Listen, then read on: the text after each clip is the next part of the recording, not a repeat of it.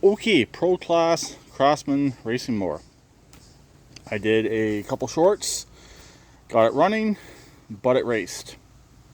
I'm going to upload these videos slightly different from most that I'm doing. These ones will all be uploaded kind of together. The shorts first, and then this video here. Yes, it'll be a double upload. It'll be this video along with another random video that's already scheduled. But I kind of promised myself I wanted to try and get this to start. It started in the short, but it raced. I'll show you why it raced. The carb throttle linkage came off. Somehow it came off while it was sitting. It has a little keeper piece on there and a spring. So I gotta get that popped back into place. Probably gotta take this cover right here off. It's 2 flathead screws on both sides, or 1 on each side. Take that off. I can get in there and reconnect the linkage, and it should not race. Also, it did smoke a bit.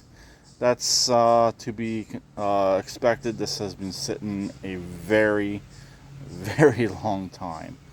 But in the one short, it actually did fire up on its own pretty much right away.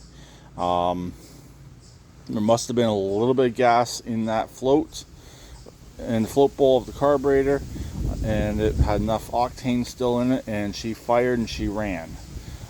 It does have a fuel leak, so it doesn't really hold much fuel at the moment. There is some in there that I added. This is a 12.5 horsepower Briggs Vanguard V-twin. I bought this engine from auction for next to nothing in unknown as is condition, and if I put it on a machine, it fired up and ran right away. I kind of screwed up a few things on it, nothing major. The wire for the carb solenoid, that did get broken off, unfortunately. A lot of people get rid of them, but on these Vanguards, that is the main jet.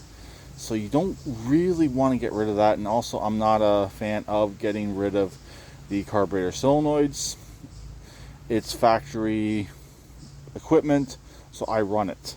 I know a lot of people don't, but I'm different and I do. So I'm going to get the throttle cable fixed so this machine won't race. I'm going to try and fire it up once more and possibly let it sit here and idle. The battery gets mounted right there. As you can see, the exhaust is out both sides.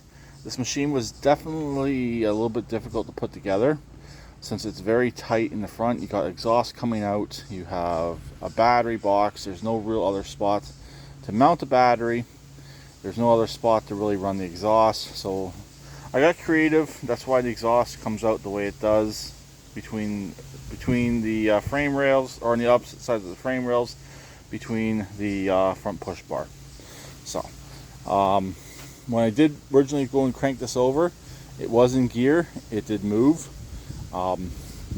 Also, this just has the crappy belts on it at the moment still, and they were still working. This machine did want to take off. It might run on its own if I was to hook up the charging system to the backfire prevention, so we could possibly take it for a bit of a ride. But I know there's a lot of stuff on here that I left loose, so I don't want nothing falling off, and I don't want to get hurt. So it'll have to wait until I get a chance to get it pulled out, get everything checked over again. Like I mentioned in the end of the month update, the rear end should come apart again. I'll get some work done to that, and we'll go from there. But as you can see, it's been a collect-all for a lot of junk over the last couple of years. To be honest, I'm surprised I didn't see any mice scurry out of here, since it has been covered up.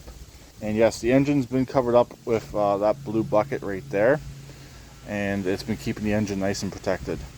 So for starting, I mentioned also in the short, I kind of need 2 power sources to start this, since nothing electrical is hooked up on this machine.